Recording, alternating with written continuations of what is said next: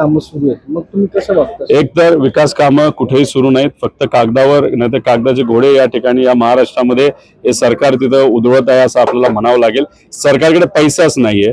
त्याच्यात तुम्ही जर बघितलं तर बऱ्याचशा योजनेला तिथं थांबवण्यात आलेलं आहे. रोजगार हमी योजनेच्या अंतर्गत सुद्धा मोठ्या प्रमाणात कट तिथं दिलाय. म्हणजे ज्या योजनेला परवानगी मिळाली नाही तर त्याला मान्यता आहे त्याला सुद्धा सांगण्यात आलेलं एक GR काढून की ते थांबवण्यात यावं.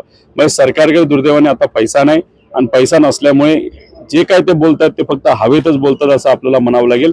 लाडक्या बहिणींना सुद्धा वेळेवर पैसा तिथं दिला जात नाही. नागपूर जिल्ह्यामध्ये जिथं आदरणीय मुख्यमंत्री साहेब तिथून येतात तिथं सुद्धा आम्हाला कळलं होतं की काही शिक्षकांचा पगार तिथं डिले झाला होता. म्हणजे हे जर या महाराष्ट्रामध्ये होत असेल तर दुर्दैवी गोष्ट आहे. पण हे सरकार बोलतं जास्त आणि काम कमी करतं असं आपल्याला म्हणावं लागेल. आणि शोबाजीमध्ये हे सरकार जरा जास्त गुंतलेलं आहे असं आपल्याला सांगावं लागेल.